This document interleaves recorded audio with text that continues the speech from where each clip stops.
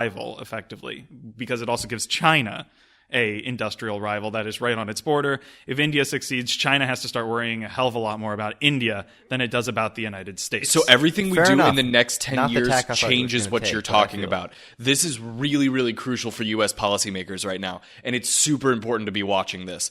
You're absolutely right. If India rises the right way as an industrial power, China loses a lot of its grasp. However, if they rise in the wrong way as an industrial power, China becomes a third-tier service industry-based economy, which we cannot, as the United States, afford right now. Hear me out. So, listening. If the U.S. Has gotten very, very good at outsourcing production jobs to countries that have a lower wage break right now. And China has very recently, in the past 4 or 5 years, or actually really 1 or 2 years, seen an increase in demand for higher wages as the Chinese middle class grows. Now, they're offsetting a little bit of that by exporting jobs a little bit further into their western section. But the other thing that they're doing is they're starting to outsource some of their jobs themselves, using Chinese companies to Vietnam and increasingly actually to Africa, because they can't do it to India, because India is a regional power they're having struggles on the Bhutanese border right now at the moment. However, well, they also have that never-ending Kashmir conflict. Exactly. That's Pakistan. China funds Pakistan though. So if China also has territory that India claims, though they say that is sovereignly part of India, but is controlled by China. In Tibet, a big along in the Tibet, Assam border. Yes. Well, again, sort of Bhutan, India, that old deal. But Bhutan is apparently the happiest country in the world. I thought it was Denmark. Nope, Bhutan. they trade places every once in a while. I find that hard to believe. The salient point here is that at some point China is going to stop. Vietnam's going to stop accepting Chinese jobs because they don't want as much Chinese political influence in their country, and Africa just doesn't have the manufacturing capacity yet. But if China can calm down its relations with India and begins shipping jobs to India by way of Chinese companies, American companies lose their manufacturing foothold, and the Chinese begin getting enough investment income back that they become a third-tier service-based economy. If instead American companies get wise and fast enough and begin investing manufacturing plants in India going around China, we can actually stymie and slow Chinese economic growth. The only barrier to this is that India has been playing absolute chicken with its economic policy and has short-circuited their economic growth by way of internal domestic spending. I mentioned specifically their recent monetary policy by getting rid of some of their most used banknotes. I couldn't remember the values, but I think it's like the 500 and the 1,000 or something like that. To the point at which a lot of domestic Indians suddenly found that their currency was worth absolutely nothing, and that the government wasn't printing the other money fast enough to exchange it. So they've been really reckless with their monetary and fiscal policy, which scares foreign investors, namely U.S. investors who are much more used to the stable Chinese investment structure. However, Chinese investors have demonstrated a much less risk-averse behavior and might start pouring jobs in faster than we do. Again, summing it all up, we desperately need to be taking advantage of the rise of India faster than China does, or else we're going to lose that opportunity and China's going to catch up to us. Yeah, and that's basically my agreement here is that and that's what I wanted to say. Thank you. Yeah, I was just going to say, like, India is the next China, effectively, for where there's going to be a manufacturing center, and it's important that the U.S. basically ties India to itself before the Chinese effectively tie India to it. Now, at the moment, there is the political concern that India has with China. Like, China is not popular in India at all as a nation. But if that cools down, we'll see this potential friendship. I don't think it will cool down either. But hope for the best, prepare for the worst type we of have thing. always had very positive relations with the Indian That's not government, true. The Indians picked Russia during the first stages of the Cold War, and then decided to be one of the founding members of the non-aligned movement when NATO and the Warsaw Pact founded. Yeah, and are we shocked? Yeah. We've been pouring money and guns into Pakistan for the last 50 years. so Are we long. shocked? So Yeah, long. and that comes on another thing. India to succeed basically also means that a U.S. ally, i.e. Pakistan, fails. I don't think Please, yes. I don't think Please, that's a bad I don't know why we thing. keep giving money to Yeah. Pakistan. I don't think that's a bad thing, to be quite frank. Couldn't get through Iran anymore. I know exactly which. See, so just so that's another country I really want to see succeed. Jesse, that's what I thought Iran. William. That's what I thought William was going Iran. to say. I thought he was gonna want to say see in Iran. the next 2 generations a democratic upwelling among their younger population, and finally us pivoting back to being able to ally ourselves with Iran. Oh, Because thing is, please. though, it makes I would, so much sense to be allies with Iran. If they, I mean, like not currently, like clearly we cannot allies ourselves with an Ayatollah who like consistently they're more preaches, democratic than many of our I know, allies.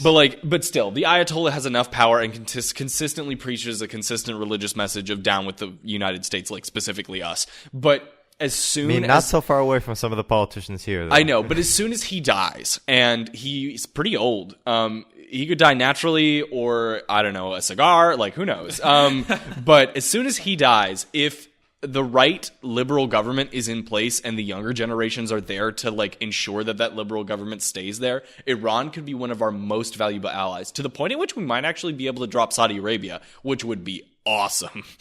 Yeah, and I considered mentioning Iran, I'm not going to lie, but like the standard from which I defined was that the nation over the next 10 years basically needs to maintain a somewhat consistent course. And suddenly Iran being like, hello, US, we're best friends, that would be a pretty radical change from where it is right now. If that did happen, I would agree. I would love to see Iran succeed. But that doesn't seem to exactly be likely to happen at the moment. Except for I think that Saudi Arabia thinks that it's more likely than we think it is, because the Crown Prince has been making massive institutional reforms to westernize, and I think that it's because he's scared that we're looking elsewhere because his religious majority in the country has gotten really, really tactful, really, really powerful, and we aren't really big fans of those guys. My contention, he's building an entire city on I think it's on the Gulf of Aden, but it might be on the Red Sea. I couldn't tell you. Isn't the Gulf of Aden part of the Red Sea? No. No, the Gulf of Aden is the Persian Gulf, isn't it? It's part of the Persian Gulf, I thought. Yeah. The Gulf of Aden? Yeah. I thought that was the north coast of Somalia.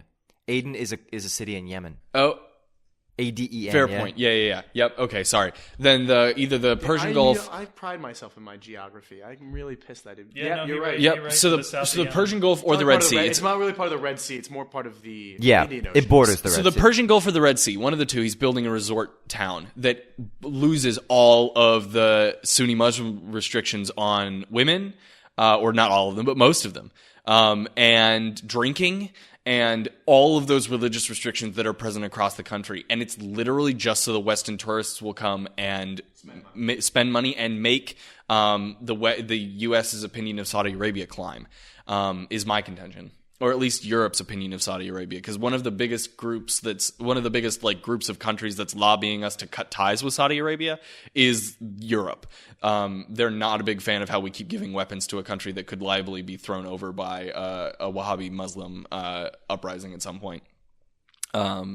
So like, I don't know. I think that Saudi Arabia, more realistically than we believes that Iran might turn a corner and that they might be left behind because of it. Depends on what our opinion is of Europe over the next couple of years. Yeah, that would be an interesting world if suddenly we. God, it would be awesome if we could ally ourselves with Iran. They're so well strategically positioned. Guys, U.S., Iran, Russia, India alliance. Oh, man. A dream. A dream. World peace achieved. And William, and so what would you say then, going back to the original topic here? I think we've had a good conversation about that. What is your favorite country? My favorite country. We all know the answer. You can just tell us. Well, I mean, Tell our viewers. So I have a personal love Listeners. of Italy, because it's what I consider to be my family's home country. and my name, William Moore, definitely does not seem to connotate that, but I will assure you the other three grandparental last names are very Italian. Very Italian. So I do have a particular love of that. Yeah, I would argue it's my favorite country, though there's many things wrong with it. William, you've mentioned this, but I don't know if you've ever mentioned it on air. Where in Italy is your family from? Two different, actually 3 different areas, but mostly off of the Amalfi Coast. Okay. Naples. Like off of it, just in the middle of the. There's so like islands the actually. yeah. So like the dirt poor part. No, the islands no. of Capri. Oh, okay. Yeah. So the expensive part of the dirt expensive poor part of the region. island. All right. When you say southern Italy, you instantly think Mezzogiorno. Am I right? No. No. Okay. I don't think so. That's not the island. No, I mean that's the region. Oh, the region? Mezzogiorno. I didn't know that it was called Southern that. Italy. It's like half sun or something like that. But then also Naples itself, and then Sicily. So all southern Italian provinces. Yep. Okay. We don't like the northerners. No. I wondered because I was. You gonna restore the kingdom of the two Sicilies? Yeah, right. Well, two It was Sicilies has hilarious when I visited there and talked to some people, and they're like, "Yeah, no, the northern Italians are bastards. They took all of our money and forced us to build their railroads." Which is hilarious because I've heard the No, it's opposite. absolutely true. I've These heard the other- opposite narrative. No, I have, honest to God, from northern Italians who say that the southern Italians are a drain on their industrial economy. If they just listened to Cavour, it wouldn't have been a problem. He just wanted to unify See, while the Po the Valley. northern Italians were attempting to unify, the South was unified and built its own railroads. So We're gonna build our own railroad. yeah, we're going to build our own railroads. Yeah. But yeah, so that's, I guess, my favorite country. Yeah, I do also, when I visited Germany as well, I liked Germany just because like I could go around the country not speaking a word of German, but be aware of exactly what's going on. See, at that's all the times. thing. I love how the Germans have essentially not abandoned, but gotten real close to being like, we're German, but like that doesn't matter. So, I also understood how to get around Italy though, but that was because I could kind of just understand what everybody meant, even though that I knew that that would be impossible if I weren't like somewhat Italian. the Germans have turned their entire country, barring the remoter parts of Bavaria that continue to be holdouts, into a country that is legitimately open for business. Like German, you want to go conduct business with a German company, they will speak English and they will welcome you with open arms. When who shared, it might have been somebody here, but that map with us of where the most patents are. Okay. And how, so the green provinces were the ones with the most, and Germany was just Southern Germany and just Switzerland. Yeah, lit up with You want patents. to put that in the link up? I could probably find that. Yeah, Oh man, I love how Germany has turned an absolute corner, which is not at the same time that inconsistent with its past, barring of course that 10-year period. Because a lot of people don't really think about it, but when Russia wasn't borrowing Italian inventors, they were borrowing German inventors. The Italians were there for architecture and art, but the Germans were there for weapons manufacturing, by and large. among other things. Yeah, Yeah.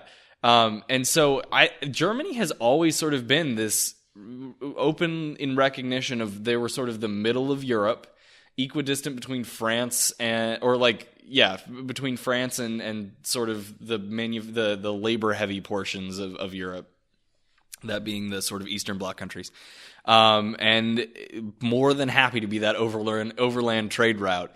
And now that everything's digital, they're more than happy to be the place where you can rely on good technical education and a happy workforce. True enough. Ryan? Oh, is it my turn? It is your turn. All right. So Did Blake steal yours? Blake did steal my favorite country, but I might have a bit of a cop-out here because my favorite country and the country I want to succeed, they're not the same, but I want to see my favorite country succeed as well. Agreed, yeah. My favorite country, obviously, I would love to but I see a think the way that powerful I Italy, want to but see it let's be succeed is real. actually a bit different than the way that you guys want to see your favorite country succeed. My favorite country is Ireland. Most of my family is from Ireland, even though I do not really consider myself one to really care about where my bloodline is from, and my family has been here since the early the mid 1600s, like 1638 is when we are officially here. So it's been a while. when I say I want to see my favorite country succeed, while I care that those six counties are not part of Ireland, which they should be, they absolutely should be. What I do want to see, how I do want to see Ireland succeed, is I want to see the full revival of the Irish language in Ireland. I do believe that the language